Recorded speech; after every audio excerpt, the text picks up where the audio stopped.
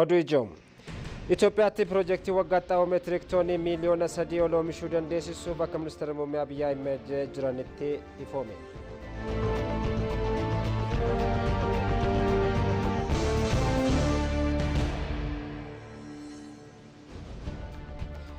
Akka naannoo Oromiyaatti lafa oomisha garaagaraa uwwisuudhaaf karoorfamee hektaara miiliyoona 10 ol keessaa lafti qonnaa hektaarri miiliyoona 9 ol sanyii gosa garaagaraatiin uwwifamuun ibsan.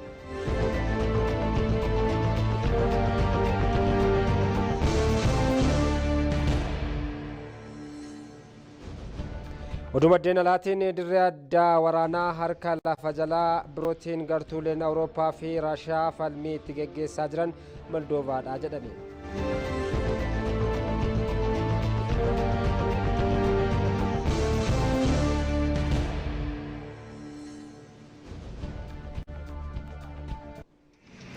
Harka fuunee akkam jirtu kabajamtoota daawwattoota keenya TV Afaan Oromoo irraa oduu yeroo kanaaf qabanneen isinitti hima Mangistuu Akkumaati. Piroojeektii waggaatti xaa'oo biyyee meetirik toonii miiliyoona 3 oomishuu danda'u ifoomee jira. Ministeerri muummee Abiyyi Ahmed warshaa waggaatti xaa'oo aga meetirik toonii miiliyoona 3 oomishuu danda'u ifoomsuu isaanii karaa miidiyaa hawaasummaa isaaniitiin ibsanii jiru. Ministeerri muummee ergaa karaa miidiyaa hawaasummaa isaaniitiin qoodaniin garee investimentii hooldiingii Itoophiyaa fi garee Daangotee gidduutti warshicha ijaaruudhaaf waliigalteerra ga'ameera jedhaniiru. Kanaanis biyyattiin ce'umsa qonnaa fi wabii midhaan nyaataa qabatte milkeessuudhaa fi sadarkaa olaanaa irra waan geessee jirtuu fi baga gammannes jedhanii jiru.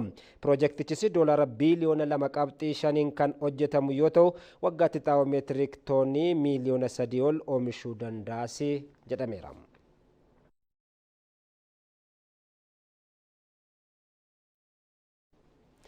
Jilli olaanaan ministeera maallaqaa Ahmed Shideen durfamuu gorsa addaa dhimmoota dinagdee ministeera muummee Girmaa Birruu of keessatti qabate ergaa ministeera muummee Abiyyi Ahmed irraa fuudhee ergaa pirezidaantii Sudaan Kibbaa Saalvaa Kiir Mayaardiidhaaf dhiyeessee jira. Ministeerri muummee Abiyyi Ahmed hariiroo cimaa fi seenaa qabeessa Itoophiyaa fi Sudaan Kibbaa gidduu jiru itti fufsiisuuf ejjennoo akka qaban obbo Ahmed Shideen ibsanii jiru. Akkasumas Ministeerri muummee tumsaa dinagdee uummattoota biyyoota lamaanii fayyadamaa irratti hojjechuudhaaf kutannoo qabus jedhan. Pirezidaantiin Sudaan Kibbaa Saalvaa Kiir gama isaaniitiin ergaa isaan qaqqabeef galateeffatanii hariiroo bara dheeraa biyyoota lamaan gidduu ture guddisuudhaaf akka hojjetan dubbatanii jiru. Gareewwan lamaan hariiroo dinagdee biyyoota lamaanii cimsuun haala itti danda'amu irratti kan mari'atan yoo ta'u misooma daandii sararaa daddabarsa ibsaa fi bu'uuraalee misoomaa teelee irratti xiyyeeffachuudhaan ni mari'atus jedhamee jira. Baankii daldalaa Itoophiyaa fi faayinaansiin Sudaan Kibbaa gidduuttis tumsaa cimsuu fi damee baankii guddisuun qaama maree kana akka tures ibsameera. Dabalataanis kooriidarii geejjiba Itoophiyaa Sudaan Kibbaa fi Jibuutii wal quunnamsiisuu fi hojiin daldalaa guddisuun akkaataa danda'amu irratti mari'atamuunis eerameera.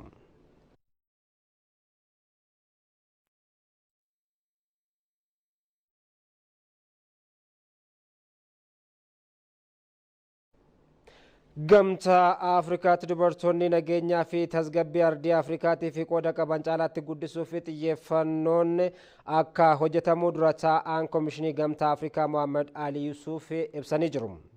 Dura taa'aan Koomishinii Gamtaa Afrikaa Mohaammed Ali Yuusuf jila addaa dubartoota nagaa fi tasgabbii gamtichaa haaraan muudaman ambaasadaroota Laayibeeriyaa Maalamuula waliin marii tarsiimawaa taasisu jalqabsiisu isaanii ibsamee jira.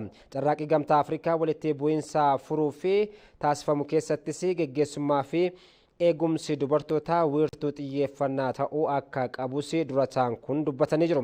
Keessumaa dubartoonni bakkeewwan walitti bu'iinsii fi yaadonni jiranitti dhimmicha xiyyeeffannoo addaatiin akka barbaachisus ibsanii jiru.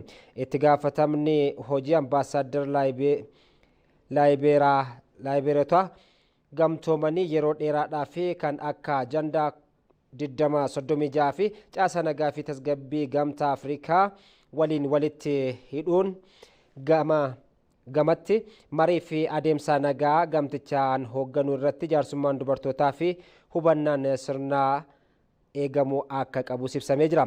Ergamtuun addaa dhimma dubartoota nagaa fi tasgabbii Gamtaa Afrikaa ambaasaaddar Laayibeeriyaa Mulaamaalaa bara aangoo isaanii waggaa jalqabaatti kabajamu mirga dubartootaa fi cimanii falmuun hooggansa siyaasaa dubartootaa guddisuu fi bu'aa qabatama koorniyaa irratti hundaa'ee fiduu irratti xiyyeeffannaadhaan akka hojjetanis ibsanii jiru.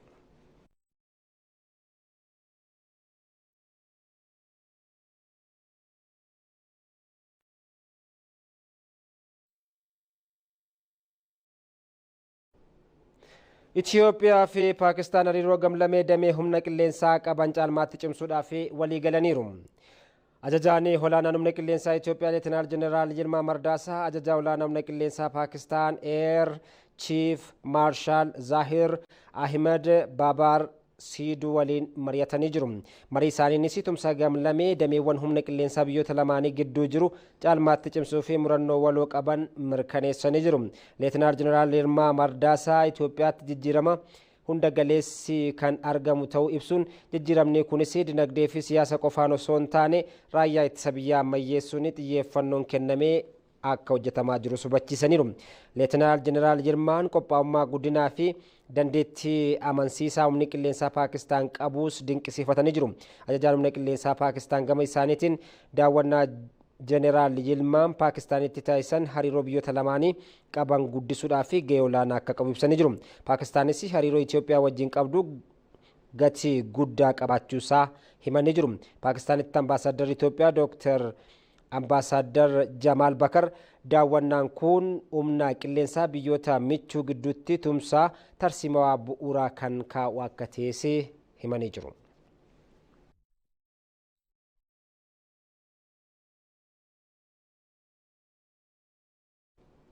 Itoophiyaa fi Riippaabilikni Cheek hariiroo waggoota dheeraa qaban caalmaatti cimsuudhaaf mari'atanii jiru. Jilli ministeera turizimii Salaamaawit Kaasaatiin durfamu Riippaabilika Cheekitti warshaa oomisha xiyyaaraa Oominii Puul daawwatanii jiru. Daawwannaa isaaniitiinis warshichi damee turizimii Itoophiyaa deeggaruudhaaf fedhii qabaachuusaa dubbatanii jiru. Warshaan oomisha xiyyaaraa Omni Pool keessattis xiyyaaronni bakka ga'umsaa turizimii ta'anii fi geejjibsiisuu danda'an daawwachuu Salaamaawit Kaasaa ibsanii jiru. Bakkeewwan hawwata turizimii haarawaa beeksisuu fi bu'uuraalee misoomaa turizimii guutuu irrattis xiyyeeffatamee hojjetamaa kan jiru ta'uu simanii jiru. Itoophiyaa fi Riippaabilik Cheek hariiroo cimaa damee aviyeeshiniitiin qabantumsaa baroota caalmaatti cimsuudhaa fi marii dandeessisuu gaggeessuus eeranii jiru. Warshichis damee aviyeeshinii muuxannoo waggaa 80 ol kan qabu akka ta'e ibsameera.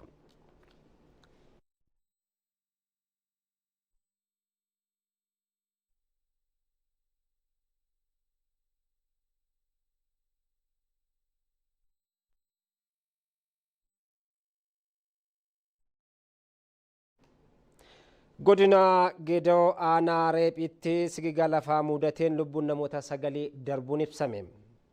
Balaan kun halkan edaa sa'aatii 5tti mudachuu ajajaan poolisii godinichaa Inspektar Birruu Maarqos himanii jiru. Hanga ammaattis lubbuun namoota 9 darbuun eerameera. Bulchaan godinichaa Dr. Zannabuu Waldee fi qondaaltonni biroos har'a ganama aanaa Reephitti argamuudhaan maatii miidhamtootaa jajjabeessaniiru. Namoota qe'ee fi qabeenyaa isaaniirraa buqqa'aniifis deeggarsi barbaachisu kan taasifamu ta'us dubbataniiru.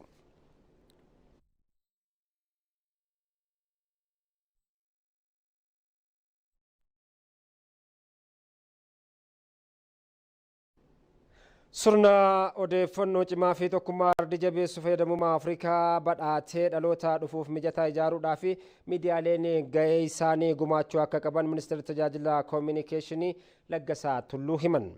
Yaa'iin 15ffaan waldaa miidiyaalee fi koominikeeshinii Afrikaa ba'aa Finfinneetti yaadannoo injifannoo Adawaatti mata duree miidiyaa fi koominikeeshiniin walitti hidhamiinsa Afrikaa jedhuun taa'amee jira. Tafarii Gammee dabalataa qindeesseera.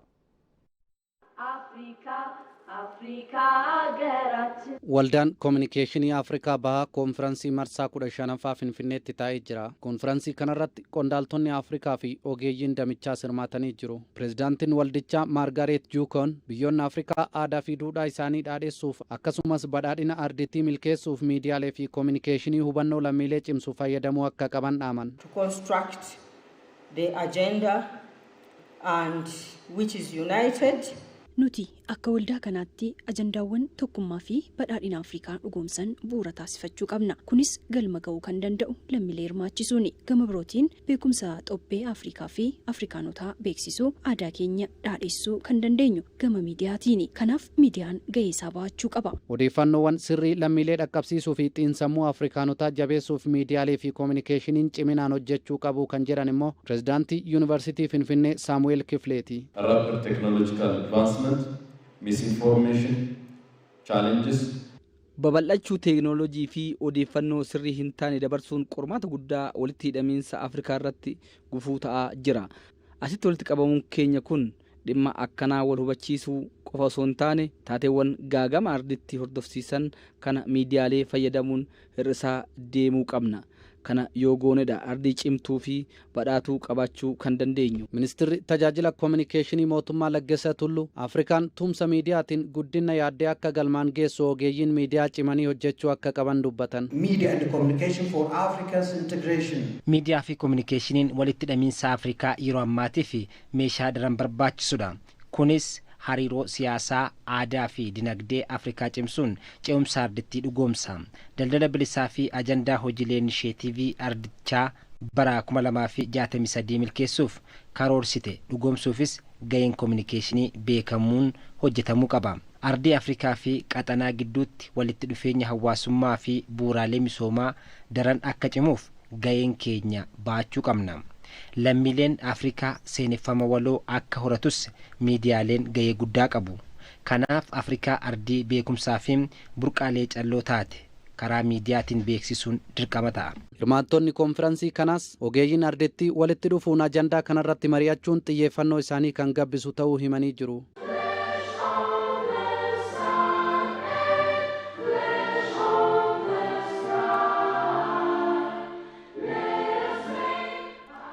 Qonnaan bultoonni godina Shawaa Bahaa aanaa aadaa bara kana qamadii kilaasteraan oomishuun kunuunsaa jiran irraa callaa gaarii kan abdatan ta'uu himan. Akka aanichaattis bara kana lafti hektaarri 28 ol kilaasteraan misoomuun kunuunfamaa jiraachuu waajjirri qonnaa aanichaa ibsee jira. Dabalataa qindeessineerra. Qonnaan bultoonni godina Shawaa Bahaa aanaa aadaa oomisha qonna gannaa bara kanaa kilaasteraan facaasuun kunuunsaa jiran irraa callaa guddaa kan abdatan ta'uu himan. Qonnaan bultoonni aanaa aadaa ganda Bakkajjoo oomisha qamadii kilaasteraan hojjechuun mala ammayyaatiin kunuunsaa jiranis duraan mala aadaatiin yeroo oomishan callaa gahaa argachaa kan turre himuun erga hubannoo argatanii mala ammayyaatiin oomisha isaanii kunuunsuu eegalanii callaa gaarii kan abdatan ta'uu dubbatu. Yoo isaan muuxannoo hin qabnu akkuma arganneen akkuma xinnoo wajjin waamni ni barbaadu san kenninaaf. Garuu dhumarra immoo gaamoo callaa bira geenye callaan keenya gadi bu'aadha.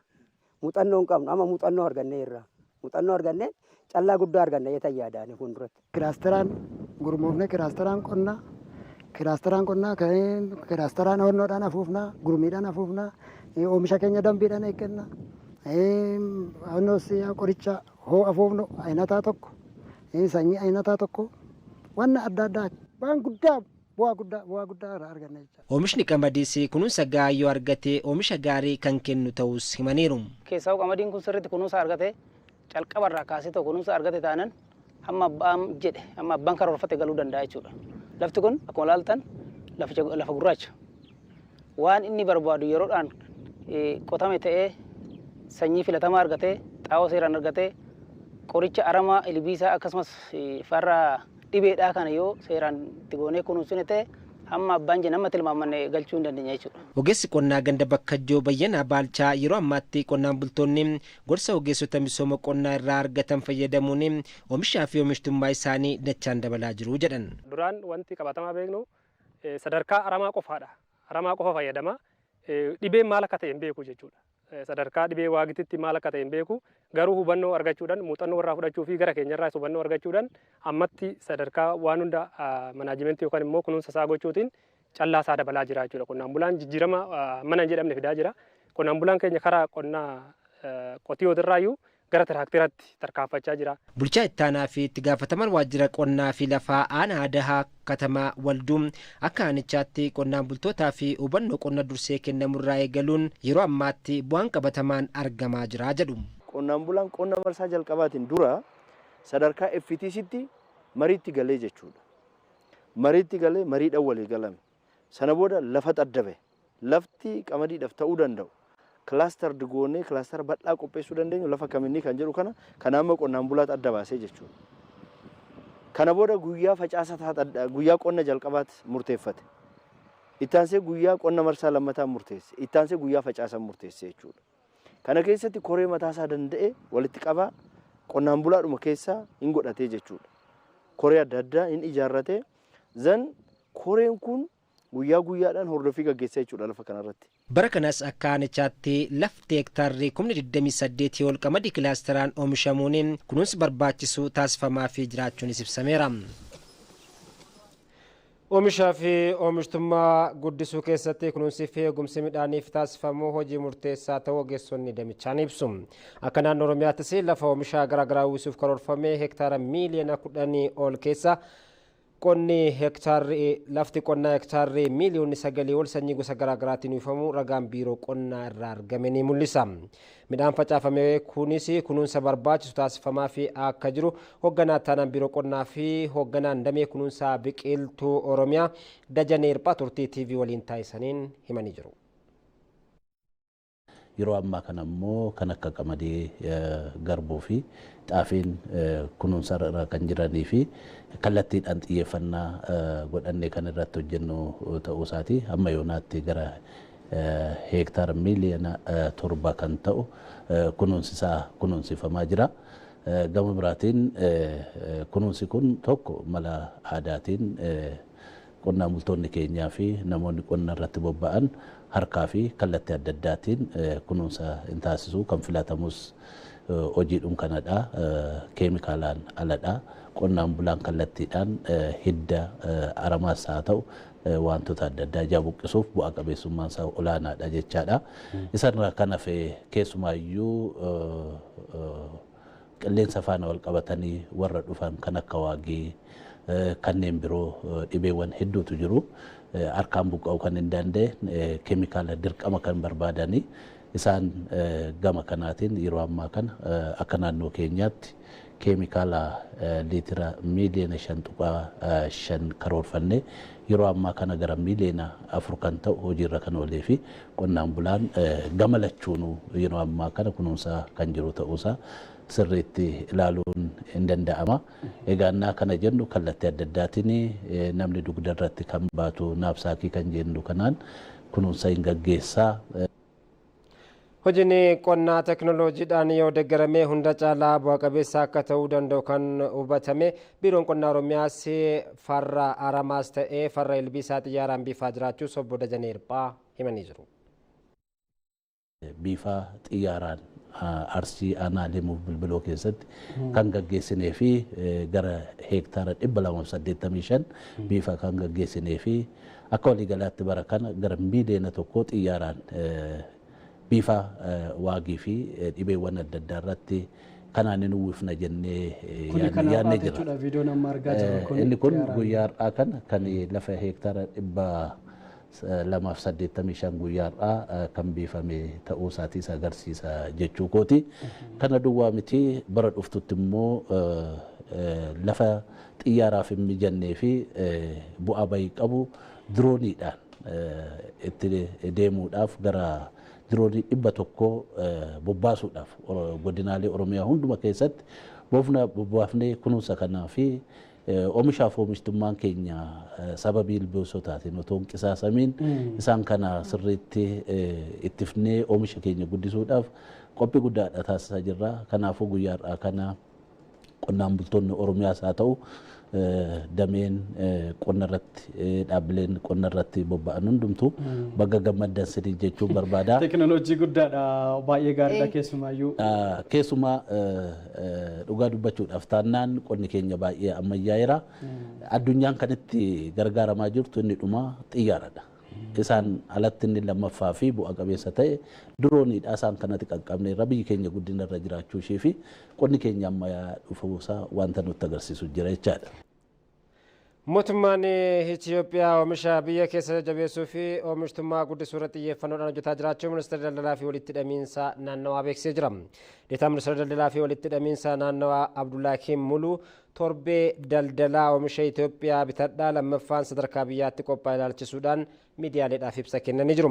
Torbeen daldalaa oomisha Itoophiyaa bitadhaa lammaffaan kunis hagayyaa 24 hanga 29tti akka itti fufuus ibsamee jira. Sattota Shumaatu dabalata isaa qindeesse. Ministeerri daldalaa fi walitti hidhamiinsa naannawaa torbee daldalaa oomisha Itoophiyaa Haabidnuu lammaffaa hagayya 24 haga 29 2017tti qopheesseera. Torbeen daldalaa kun haala oomisha biyya keessaa bituu fi gurguruun akkasumas fayyadamuu irratti ilaalcha jiru kan itti jijjiiramu ta'uu deeta ministeera daldalaa fi walitti hidhamiinsa naannawaa Dr. Abdullaakim Muluu himaniiru. Malee oomisha gama tokkoon dabaluun qofti gahaan ta'u oomishaaf oomishtummaa tajaajilli biyyi kun oomishtu itti fufiinsaan caalmaatti akka dabalu taasisuudhaan akkasumas immoo oomishamaa jiru kana keessatti lammiileen akka bitatanuu fi akka fayyadaman taasisuun immoo baay'ee barbaachisaadha. Aadaan naannoo kanarra jiru akka fooyya'u akka jabaatu gochuun dhimma murteessaa akka ta'e waan hubatameef kan Itoophiyaa habinnu oomisha Itoophiyaa tajaajila Itoophiyaa itti fayyadamnu jennee akka dhaadannoo guddaatti qabamee akka yaadama baay'ee murteessaa ta'etti qabamee hojjetamaati kan jiru kun ammas cimee kan itti fufuudha kan ta'u. Torbeen daldalaa oomisha Itoophiyaa yaabidnuu kun oomisha dhaabbilee gurguddoo giddugaleessa fi xixiqqaa biyya keessaa 168 agarsiisa bittaa fi gurgurtaaf kan dhiyaatu ta'uun himameera. Torbeen daldalaa qophaa'es guddina itti fufiinsa qabu mirkaneessuu, saaxilamummaa diinagdee alaa hir'isuu, madaala daldalaa eeguu fi faayidaa hawaas diinagdee hedduu akka qabu himameera. Jaalala biyyaa horachuu jechuun akkasumas immoo aadaa ofii oomisha ofiidhaaf kabaja kennuu jechuun dhaqee birmadummaa diinagdee wajjiniin kan wal qabatu saaxilamummaa diinagdee nuti biyya alaarraa nutti jiru kan hir'isuu fi madaallii daldalaallee sirreessuudhaaf hojii hojjennu keessatti faayidaa guddaa kan qabu jedhameeti kan fudhatamu. Isaa olitti immoo oomisha biyya alaarraa dhufu bakka buusuudhaaf oomisha immoo biyya alaatti erginuu fi doolaaratti argachuudhaaf karoorfanne caalmaatti kan jajjabeessuu fi kan bal'isu jedhameeti kan fudhatamu. Walumaa galatti biyya jaallachuun biyyaaf kabajatti kennuun oomisha biyyaatti sirriitti fayyadamuudhaaf carraa guddaa sagantaa waltajjii banuudha jenneeti. Torbeen daldalaa kunis akkaataa sadiin kan adeemsifamu yoo ta'u agarsiisni mariin paanaalii fi sirni beekamtii fi badhaasaa isaan gurguddoodhas jedhameera. Egzibishiniif baazaariidhaan kan kabajamudha. Egzibitoroonni dhiyeessitoonni 168 ta'an sagantaa kana keessatti kan hirmaatanidha.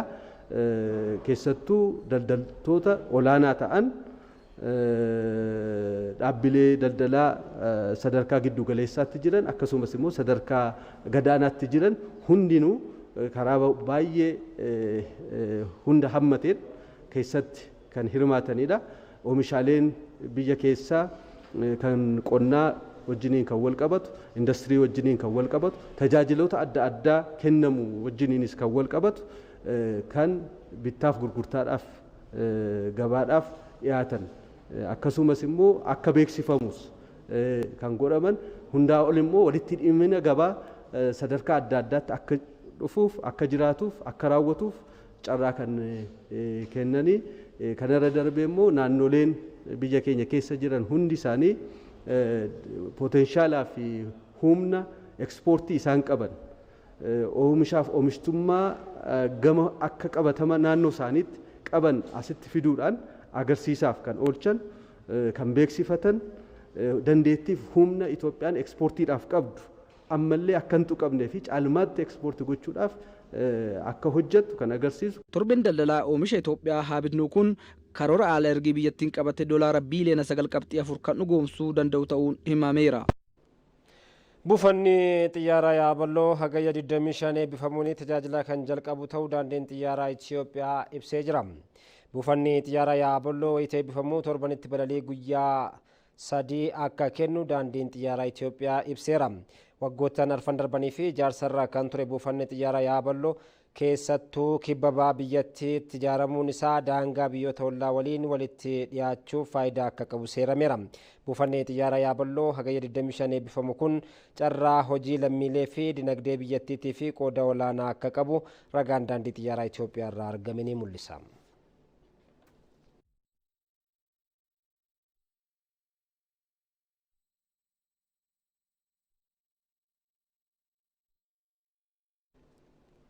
Ejensiin mirkaneessa ga'umsaa fi ogummaa Oromiyaa harka qalleeyyii bulchiinsa magaalaa Naqqamtee keessatti argamanii fi deeggarsa adda addaa birrii miiliyoona 2 ol taasisee jira. Gabaasa waajjira dhimmoota kominikeeshinii bulchiinsa magaalaa Naqqamtee Tafarii Gammeetu qindeesse. Ejensiin mirkaneessa ga'umsa ogummaa Oromiyaa jiraattota magaalaa Naqqamtee harka qalleeyyii ta'aniif deeggarsa taasise. Namoonni deeggarsi taasifameefis tumsa kanatti gammaduu himan. Daftarii kana nan gargaarre ta'e waan ittiin daftarii bitadhuun qabu daftarri barumsi qonna jala darbuu danda'a ture. Amma garuu san daftarii kan argadde gammachuu guddaan natti dhaga'ama. Barumsa koos seeraan baradhee kan akka koo bakka guddaa kee kan akka koo gargaarsa barbaadanii fi gara fuulduraattanis bakka guddaa kee gargaaruun barbaada. Baay'ee immisa manichi qorri faan nutti gala.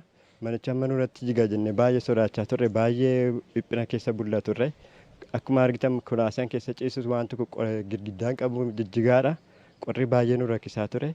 Amma kana immoo inni nu gargaaru keessanii fi baay'ee galateeffannaa. Hoogganaan Buusaa Gonofaa Damee Naqamtee Misgaanuu Waaggaarii qaamolee rakkoon adda addaa isaan mudateef tumsitoonni gumaacha taasisaa jiru jedhan. Qaamoleen hawaasa adda addaa seektaroonni manneen amantii miti mootummaan abbootiin qabeenyaa garaagaraa harka qalleeyyii magaala keenya keessa jiran tokkoffaa midhaan nyaataatiin kan rakkatan midhaan nyaataa deeggaruudhaan lammaffaa kan manni itti jalaa dulloome yookiin mana itti galan kan hin qabne mana itti ijaaruudhaan tola ooltummaadhaan sadaffaa irratti immoo qooddannaa maaddiitiin akka isaan cina dhaabbatan akka Buusaa Gonofaa Damee magaalaa Naqamteetti waamicha dabarsuu fi barbaanna jechuudha. Kantiibaan magaalaa Naqamtee Misgaanuu Tulluu deeggartoota galateeffatanii jiru. Keessumaa egeree borii kan ta'e barataa keenya harka qalleessa ta'e maatii harka qalleessaa keessaa dhalate kan isa gargaaru kan hin qabne lammii qaruudhaaf hojiin baruu barsiisuu akka dudduuban deebine barataan kun hojii baruu barsiisuu isaa barachuu isaa akka biraa hin dabarree fi meeshaalee barnootaa kana fakkaatu dabtara iskiriiptoo qabattanii lammiif yaaddanii waan nu gidduutti argamtaniif irra deebi'ee galataa fi kabaja guddaa sinii dhiyeessuun barbaada. Daareektarri ittaanaan ejensii mirkaneessa ga'umsa Oromiyaa Tubbaa Maammaa tumsa gosa adda addaa jiraattota magaalattiif kan taasisan ta'uu himanii jiru. Daftara 420 fi akkasuma iskiriiptoo 140 qabannee dhufneerra. Sababa mana jireenyaatti rooba gannaa kanaan miidhamaa jiran manni itti dhimmisaa jiru mana kana keessa mana istaandardii eeggate. Mana istaandardii eeggate qofa odoo hin ta'in meeshaalee mana sanii barbaachisu cufa guunnee isa faana isiniif kan yeroo gabaabaa keessatti hanga fulbaana 30tti kan yeroo gabaabaa keessatti kenninu ta'a jechuudha.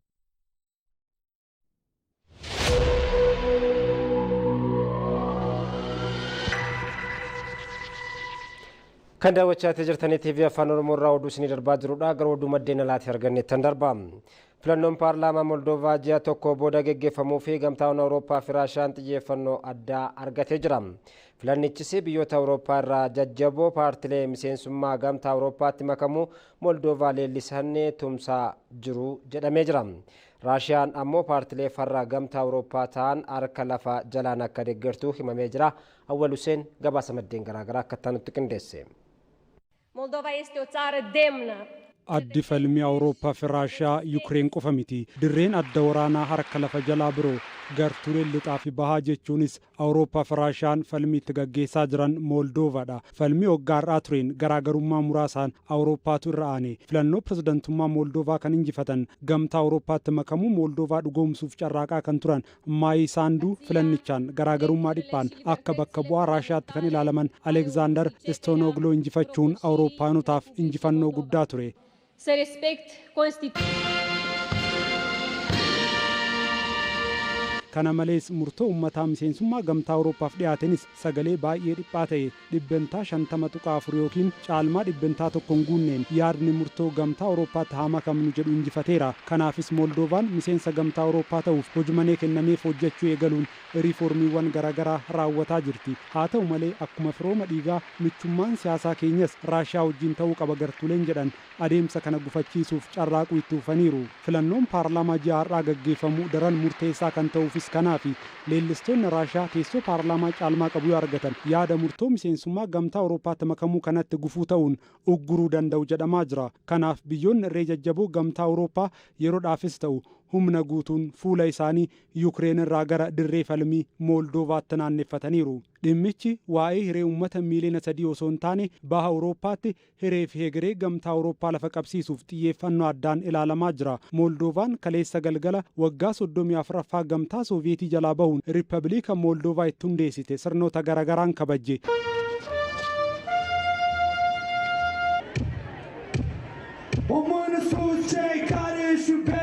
Keessummoonni kabaja ayyaanichaa ammoo hooggantoota irree jajjaboo gamtaa Awurooppaa chaansilara Jarman Frederik Meerz fi pirezidaantii Firaans Emmanuel Macron akkasumas ministeera muummee Poolaand Doonaald Tusk. Pirezidaantiin Firaans Emmanuel Macron yeroon Moldoovaan miseensummaa gamtaa Awurooppaa itti gonfattu fagoodhaa miti jedhan. Boru gamtaan Awurooppaa Moldovaa wajjin caalatti jabaata. Moldovaanis Awurooppaa wajjin caalatti cimtuu fi badhaatu taate. Waliin taanee Moldovaa fi Awurooppaaf boqonnaa haaraa kan saaqnu ta'a. Chaansilarri Jarman Frederik Meerz gama isaaniin murtoon waggaa darbee miseensummaa gamtaa Awurooppaatti makamuuf uummanni Moldoovaa murteesse hojiitti akka hiikamu hojjetamaa jiraachuu eeraniiru. Gamtaan Awurooppaas deeggarsa guutuu taasisaafii jira jedhan. Murtoo sagalee uummataa bara darbee gaggeessitaniin daandii miseensummaa gamtaa Awurooppaatti isin geessu filattanii jirtu. Erga mariin miseensummaa eegalamee irraa jalqabees mootummaan Moldoovaa riiformiiwwan barbaachisoo ta'an hojiirra oolchaa jira. Kanaaf nuti deeggarsa barbaachisu itti fufna. Baha Awurooppaatti Yuukireenii fi Roomaaniyaan kan waldaan geessitu qaama gamtaa Sooviyetii durii kan turte Moldoovaan ammas Raashiyaa wajjin hariiroo cimaa kan qabdudha. Lammiileen biyyattii afaan Moldoovaa fi Roomaaniyaan dabalatatti afaan Raashiyaas kan dubbatan hedduu ta'uutu himama. Kanaaf ammas lammiileen hariiroo Awurooppaa lixaa cimsuu caalaa firummaa Raashiyaa jabeessitu hegeree Moldoovaaf mala jedhan filannoo paarlaamaa dhufurratti dhiibbaa uumuuf akka carraaqan eegama. Keessattuu biyya hulaa galaanaa hin qabne Moldoovaaf boba'aa kan dhiyeessitu Raashiyaa ta'uun ishee lammiileen hedduun garanuma falmii gamtaa Awurooppaa fi Raashiyaa dirree Moldoovaa irratti taasifamu kanaan dinagdeen biyyattii akka hin miidhamne sodaa qabaachuu ibsaa jiru. Raashiyaan falmii kanaan laayyootti akka harka hin kennine kan eegamu yommuu ta'u filannicha dhiibbaa uumtoota miidiyaalee hawaasaa tiiktookii hanga feesbuukii fayyadamuun akkasumas maallaqa dhangalaasuun olaantummaa gonfachuuf carraaqaa jiraachuutu himama. Hooggansi gamtaa Awurooppaas pirezidantii biyyattii gamtaa Awurooppaa leellisan Maayi Saanduu gama hundaan tumsuun olaantummaa Raashiyaan Moldoovaa irratti qabdu yeroo dhumaaf awwaaluuf ifaajaa jira. Kanaaf filannoon paarlaamaa Moldoovaa ji'a har'aa gaggeeffamu filannoo Moldoovaa haa jedhamu malee falmii Raashiyaa fi gamtaa Awurooppaa ta'uun eerama. Filannichaan paartiin pirezidaant Maayi Saanduu teessoo caalmaa yoo argate injifannichi kan gartokkee Moldoovaa qofa osoo hin taane kan Awurooppaas ta'a. Gareen mormituu Aleksaandar Stoonogluun durfamu teessoo caalmaa 51 fi isaa ol argachuun paarlaamaatti olaantummaa yoo fudhate ammoo injifannichi injifannoo Raashiyaa ta'ee hooggansa Kireemliin leellifama. Hundumaafuu filannichi falmii paartilee Moldoovaa qofa osoo hin taane falmii warra irree jajjaboo gurmuun biyyoota 27 gamtaan Awurooppaa fi Raashiyaan dirree Moldoovaa irratti gaggeessanidha. Kanaaf firiin filannichaa masara magaalaa muummee Moldoovaa Chiisiinaa'uu qofatti osoo hin taane Paariis, Biraasels, Berliinii fi Mooskoottis si'oominaan eegama. Oduu ispoortiitiin immoo Maanchister Yuunaayitid kilaba diviiziyoonaa arfaffaa keessa